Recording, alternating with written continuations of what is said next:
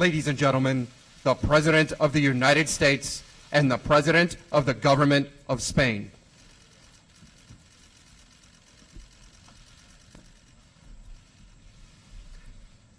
Thank you very much, everybody. Please be seated. Good afternoon. I'm greatly honored to welcome President Mariano Rajoy of Spain, and it's a great honor to have you at the White House. Thank you very much. We've just concluded a very productive conversation on a crucial range of economic and security issues.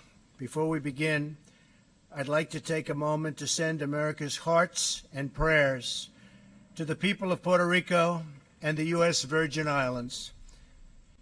Both have been devastated, and I mean absolutely devastated, by Hurricane Maria, and we're doing everything in our power to help the hard-hit people of both places, Puerto Rico and the Virgin Islands. A massive effort is underway, and we have been really treated very, very nicely by the governor and by everybody else. They know how hard we're working and what a good job we're doing. As we speak, FEMA, our great first responders, and all available federal resources, including the military, are being marshaled to save lives, protect families, and begin a long and very, very difficult restoration process. I have directed all relevant departments and agencies to assist in the response and recovery effort. As Governor Rossello just told me this morning, the entire federal workforce is doing great work in Puerto Rico, and I appreciated his saying it, and he's saying it to anybody that will listen. Our team has been incredible after having gone through Texas and then Florida with other stops along the way. And he further went on, he said, and through the Trump administration's leadership, the relationship between FEMA and my team is very, very strong. I will be going to Puerto Rico on Tuesday. I'll also be going to the U.S. Virgin Islands. Over the last several weeks, our nation has been tested by the destructive force of Mother Nature, but we will respond to it with an even mightier force. The resolve of the American spirit. Texas, Louisiana, and Florida are in really good shape and moving along well. We thank all of the first responders and volunteers who have risked their lives, and that's what they did. They risked their lives. To all of those impacted by the trouble and these horrible hurricanes and storms that have affected and impacted our country, I thank you. The recovery process will be a very, very difficult one. We will get through this, and we will get through it together. We will be stronger. We will be bigger. We will be better. Thank you very much. The United States and Spain are great friends and close allies. Our bonds, culture, and commerce go back many centuries. Our schools teach American children about Spain's history of exploration. Our museums treasure beautiful Spanish works of art, and your country's contributions to architecture, music, and film are admired all over the world. It's a greatly admired country. The deep relationship between our two people is a strong foundation for lasting cooperation. On behalf of the American people, I want to express our support and extend our prayers to all of those affected by the vile terror attack in Spain last month. I want to assure the people of Spain that America stands with you in confronting this evil that threatens all of humanity. We will continue to deny the terrorists their funding, their territory, and any form of support for their wicked ideology. In this common fight, America greatly appreciates Spain's contribution to the coalition to defeat ISIS. Spanish troops and police have trained more than 30,000 members of the Iraqi security forces. We also thank the Spanish people for being such gracious hosts to the American service members stationed at Spanish bases. The United States and Spain together face many critical dangers and challenges, from North Korea to Iran to Venezuela. We thank Spain for its recent decision to expel its North Korean ambassador and for standing with us in our efforts to isolate the brutal North Korean regime. It is time for all responsible nations to join forces to isolate the North Korean menace. North Korean nuclear weapons and missile development threaten the entire world with unthinkable loss of life. All nations must act now to ensure the regime's complete denuclearization. I appreciate the United Nations Security Council voting twice, unanimously, 15-0, twice, to adopt hard-hitting resolutions against North Korea. I have recently issued tough new sanctions against those who do business with this outlaw regime, and I applaud China's latest action to restrict its trade with North Korea. And in particular, I applaud China for breaking off all banking relationships with North Korea, something that people would have thought unthinkable even 2 months ago. I want to thank President Xi. Here in the Western Hemisphere, we have seen the heartbreaking tragedy of Maduro's socialist rule in Venezuela. Spain has been especially helpful in promoting the interests and well-being of the Venezuelan people, and we thank you for your efforts. We hope our friends in the EU will soon follow the United States, Canada, and many Latin American nations in sanctioning the Maduro regime. We need everybody involved. The citizens of Venezuela have endured immense suffering, poverty, starvation, and dangerous political unrest under Maduro's oppressive socialist regime. Together, Spain and the United States hope for peace, for the restoration of democracy, and for the release of all political prisoners.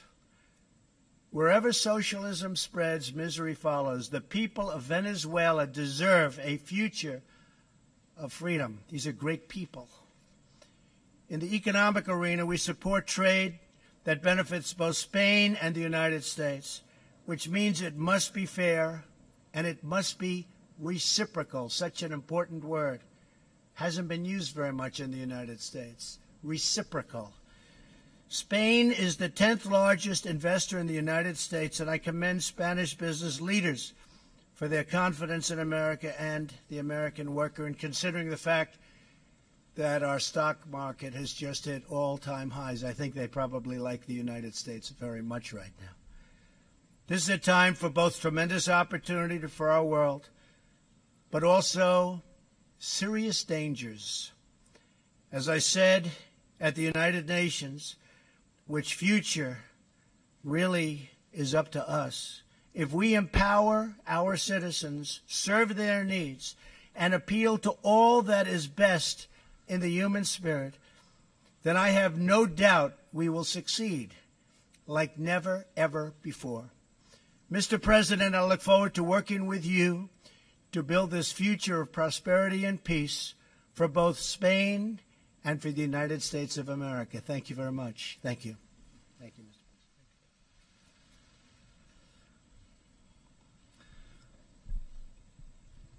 Señoras y señores, muy buenas tardes. Quisiera comenzar esta intervención expresando mi solidaridad, la de mi gobierno y la de todo el pueblo español con el gobierno y el pueblo americano después de los terribles acontecimientos a los que se refirió el presidente Trump en su intervención, sucedidos en Texas, en Florida, en algunas otras regiones de Estados Unidos y en Puerto Rico. Esperamos y deseamos que, aunque haya algunos de los acontecimientos que se produjeron que ya no tienen arreglo, el grueso del futuro se pueda enfocar a la mayor celeridad posible y de la manera mejor para todos. El presidente Trump y yo hemos tenido hoy una reunión de trabajo muy productiva en la que hemos pasado revista a nuestras relaciones bilaterales. Estados Unidos y España son dos grandes socios que compartimos valores, democracia, libertad, respeto a los derechos humanos, Estado de Derecho, que mantenemos vínculos institucionales, culturales, económicos y empresariales importantes. Las relaciones entre ambos países han sido excelentes y tenemos que seguir trabajando para que se intensifiquen aún más, en particular en el ámbito económico. Por ello, nuestras prioridades de fomentar el crecimiento económico y la creación de empleo son fundamentales y redundarán en el beneficio de ambos países. El comercio entre ambos países no deja de crecer. Estados Unidos es nuestro segundo socio comercial principal fuera de Europa. De hecho, Estados Unidos es nuestro primer destino de exportaciones fuera de la Unión Europea y en materia de inversiones es el segundo destino de las inversiones españolas en el exterior después del Reino Unido, así como el primer inversor en España. Desde hace muchos años, las empresas españolas apuestan por Estados Unidos. Están generando unos 96.000 puestos de trabajo estable y de alta calidad en diferentes sectores como servicios financieros o energía. Ello se ha conseguido a través de la creación de filiales en Estados Unidos por unas 600 subsidiaries in the United States by 600 Spanish companies, and they will continue to create jobs. That's why they follow closely investment opportunities in the United States, and they can contribute their technology and their experience to the United States. I've also given details to President Trump on Spain's role in different crises which are important to us all. For instance, he referred to our participation in the coalition against Daesh and the crisis due to nuclear proliferation in North Korea. Combating terrorism was something we talked about at length. Spain has a long-standing experience in this area, and just like the United States, we've been hit by jihadi terrorist attacks on our soil. Both countries have agree on anti-terrorist policy, and we cooperate very closely in the police, military, and intelligence areas. I've also said that I'm sure that we still need to do a lot in the area of intelligence. We need to improve the coordination mechanisms in the area of cybersecurity or preventing recruitment and financing of terrorists. I've also underscored Spain's role as a member of the global coalition against terrorism and our deployment in Iraq, which is very large. We're the fourth largest contributor, and we've trained over 32,000 officers. In addition to that, I've told President Trump that we will increase our commitment with the new phase after the fall of Mosul by contributing a new financial package to rebuild Iraq. We also have long relations in the area of defense, both in NATO and bilaterally with the Spanish bases, which are used by both our countries in Rota and Morón, and which are increasingly important strategically. Our defense agreement goes back to 1988. At the time, Spain was in the backseat of the alliance. Right now, we're at the forefront. Daesh, Sahel, Libya. So the defense and security relation is excellent, but we would like that to spill over into other areas of the bilateral relation. President Trump and I have gone through the political and economic situation in our countries. Regarding the international situation, we've agreed that the challenge by North Korea to the non-proliferation regime is an intolerable violation of international legality, and I've expressed the full support of the Spanish government to the stepping up of sanctions as approved by the United Nations the other day. As we know, the European Union is working on new additional measures, and in that context, Spain will continue to press for a firm, common stance supportive of the U.S. and its regional allies. I've also reminded President Trump that the Spanish government has taken measures that have reduced the diplomatic presence of North Korea in our country. President Trump has thanked me for the firm position my government has taken and the measures we've adopted. Regarding Venezuela, we've exchanged views on the worrying totalitarian direction the country countries moving in, and its impoverishment with the implications that has in the humanitarian area. We've noted that there's a need to sustain international pressure on the Venezuelan government so that it commits to negotiations which will enable us to find a democratic, negotiated and peaceful solution to the current crisis. I've also reminded President Trump that Spain in the EU has spearheaded the adoption of sanctions, which were first individually targeted.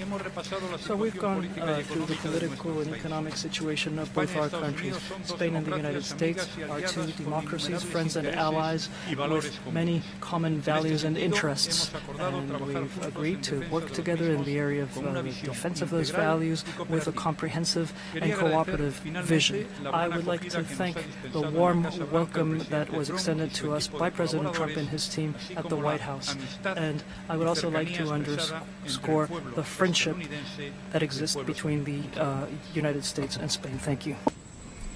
Thank you very much. Steve Holland, please. Reuters. Don't get nervous, Steve.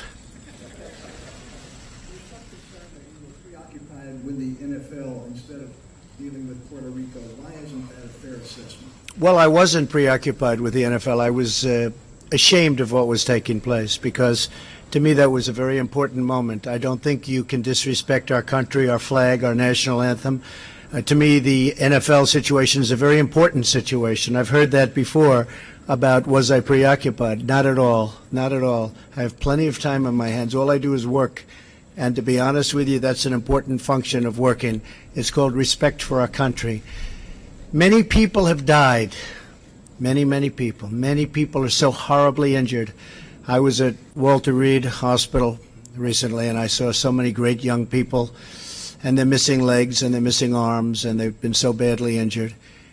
And they were fighting for our country. They were fighting for our flag. They were fighting for our national anthem. And for people to disrespect that by kneeling during the playing of our national anthem, I think is disgraceful.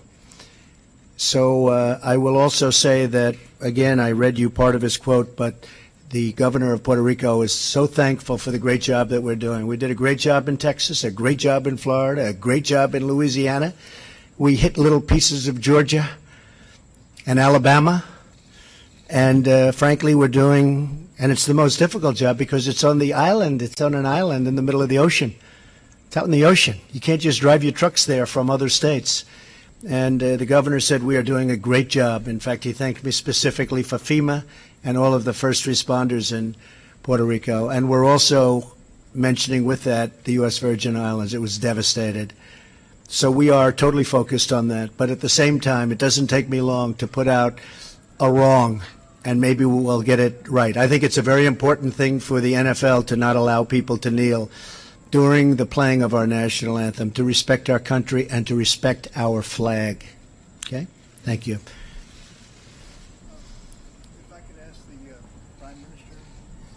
If I could ask you a Prime Minister question, is it going to take a war to rein in North Korea, and what is your advice to the President on dealing with this?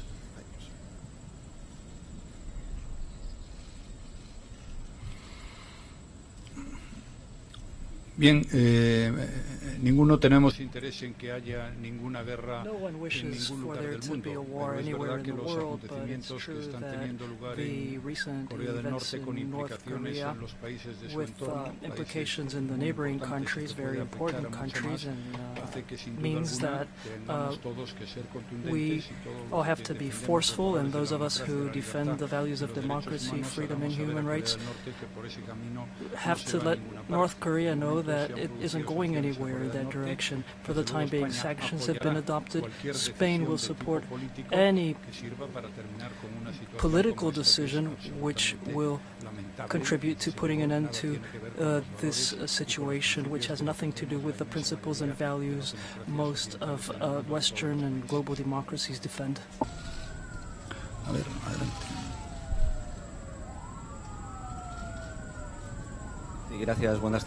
Thank you. Jose Miguel Blanco from FA. We don't know whether during your conversation you discussed the Catalan situation, and this is a question for President Trump. Do you support what the Spanish government is doing regarding Catalonia? And I'd like to ask the President of the Spanish government whether he fears there might be a unilateral declaration of independence in Catalonia, and what would the government do then? Well, I think that Spain is a great country and it should remain united. We're dealing with a great, great country and it should remain united. I've been watching that unfold, but it's actually been unfolding for centuries. And I think that nobody knows if they're going to have a vote. I think the president would say they're not going to have a vote. But I think that the people would be very much opposed to that. I can say, only speaking for myself, I would like to see Spain continue to be united. Bien, la decisión de declarar unilateralmente la independencia no me corresponde a mí, como es evidente. It's not a decision I would make. It's a decision which will have to be made or not by the Catalan government. I think it would be very wrong. And I think that right now, when everyone knows that the referendum can't take place because there isn't an electoral committee, there isn't a team at the Catalan government organizing the referendum, there aren't ballots, there aren't people at the voting station. So it's just crazy. All this will lead to is noise, but certainly there can't be a valid democratic referendum with guarantees, with minimum guarantees. I think that what would make sense in a situation such as this is to go back to common sense and put an end to this whole story. The only thing it's doing is generating division, tensions, and it's not contributing in any way to the citizen situation. So I want this to be resolved as soon as possible, and I want us to go into a new stage where the rule of law, dialogue, and common sense will prevail. Thank you. Thank you. Major Garrett, yes, CBS. Good. Yes, hi.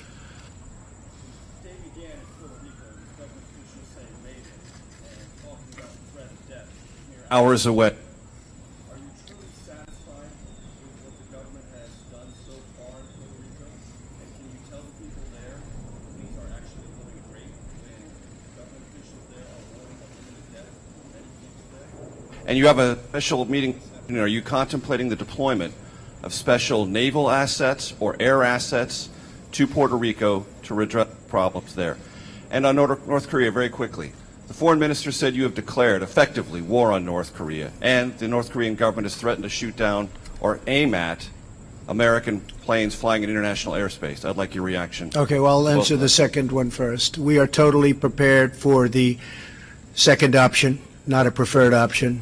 But if we take that option, it will be devastating. I can tell you that, devastating for North Korea. That's called the military option. If we have to take it, we will. He's acting very badly. He's saying things that should never, ever be said. And we're replying to those things, but it's a reply. It's not an original statement, it's a reply. But the things that he said over the last year, and if you look back, the things that he said to past administrations, North Korea is a situation that should have been handled 25 years ago, 20 years ago, 15 years ago, 10 years ago, and 5 years ago, and it could have been handled much more easily. You had various administrations, many administrations, which left me a mess. But I'll fix the mess. So we'll see what happens with North Korea. As far as Puerto Rico is concerned, I think just the opposite. We have had tremendous reviews from government officials, as we have in Texas and Louisiana, and as we have in Florida, as you know, from Governor Scott and Greg Abbott, great governors. And this morning, the governor made incredible statements about how well we're doing. We understand it's a disaster. It's a disaster that just happened. The grid was in bad shape before the storm. And Puerto Rico didn't get hit by one hurricane. Got hit by 2 hurricanes. And they were among the biggest we've ever seen, with the second one being even worse. I mean, the second one hit Puerto Rico as a Category 5. I don't believe anybody's ever seen that happen before. hit land with that kind of velocity. The governor has been extremely generous, and I appreciated it. We right now have our top people from FEMA, and they have been there. We are unloading on an hourly basis massive loads of water and food and supplies for Puerto Rico. And this isn't like Florida where we can go right up the spine, or like Texas where we go right down the middle and we distribute. This is, a thing called the Atlantic Ocean. This is tough stuff. The governor has been so incredible in his statements about the job we're doing. We're doing a great job. Don't forget, their police force has been decimated because many of the police in Puerto Rico have lost their homes. So, sure, they want to be police, but they also want to be able to watch their families and find their families, and they have to live. So we're also very much involved in security in Puerto Rico. So everybody has said it's amazing the job that we've done in Puerto Rico. We're very proud of it. And I'm going there on Tuesday. Now, with all of that being said, record, if you look at the amount of water dropped on that island between the two hurricanes, and the first they just barely got by with, but they were devastated. And the second was a complete wipeout. I mean, this was a place that was destroyed. So I think we've done a really good job. We're continuing to. We are literally unloading on an hourly basis water, food, supplies. We have our top people from FEMA and our first responders and everybody else. We're going to be deploying Navy ships. They've already been deployed. And we are going to do far more than anybody else would ever be able to do. And it's being recognized as such. But it is a tough situation. Would you have a question for the President? Mr. Prime Minister, if I may, sir, do you share President Trump's hostility toward the Venezuelan regime? And what is your opinion generally of his, that is to say, President Trump's suggestion that U.S. military intervention might be required if the Venezuelan government doesn't change course? Do you support that? And would you be an advocate within the EU for tougher sanctions against the Venezuelan government? Mire, nosotros estamos liderando en la Unión Europea la propuesta para sancionar a Venezuela. To impose sanctions on Venezuela. What is happening in Venezuela is unacceptable. Venezuela traditionally was a democratic country, and at this time it's no longer a democratic country. There are political prisoners in Venezuela. There are people who are in jail only because they think differently than Mr. Maduro. And I was the first Prime Minister to receive Lilian Tintori, who's the wife of Leopoldo López, who was jailed because Mr. Maduro didn't like him. But there were many others who were sent to jail. In Venezuela, there was a parliament, and the government has made up this other parliament, which has its meeting next to the other parliament, and it enacts legislation. They've created a commission for the truth, which is an anti-democratic tool, which only serves to judge people without respecting minimum human rights standards. Venezuela is on the road to dictatorship unless that can be stopped. So all of those who shared values such as democracy, freedom, and human rights have to do something. At this time, sanctions are important. It's important that there be an international coalition putting pressure on Maduro so that political prisoners are freed and democracy is restored, because this lack of democracy and the attack against human rights and freedoms are come in conjunction with a terrible economic situation with a 300% inflation rate, with problems supplying foods and medicines to people. So it's a really tragic situation, and I think that we have, we, the United States and Spain, have a responsibility towards Venezuela. There are a lot of Spaniards living in Venezuela, and I'm worried about them and the rest, but they certainly worry me. So I think that the international community should be forceful with regards to Venezuela. Gracias, buenas tardes. Thank you. Pilar Santos from El Periódico de Catalunya. I have a question for each of you. For President Trump, with the serious political crisis in Spain because of the referendum on Sunday, what solution do you think there is? Have you given advice to President Rajoy on this matter? Do you think there should be a dialogue between the Generalitat and the government to find a solution? And now a question for Prime Minister Rajoy. It seems that what you're doing in Catalonia, the way you're managing things in Catalonia, is having an impact on the budget, and I'd also like to know whether you think that the situation with the PNV party can be resolved, or do you think that you will have to call early elections? Thank you very much. Well, I think the people of Catalonia have been talking about this for a long time, but I bet you if you had accurate numbers and accurate polling, you'd find that they love their country, they love Spain, and they wouldn't leave. So I'm just for united Spain. I speak as the President of the United States, as somebody that has great respect for your president and also has really great respect for your country. I really think the people of Catalonia would stay with Spain. I think it would be foolish not to, because you're talking about staying with a truly great, beautiful, and very historic country. Muchas gracias. Thank you.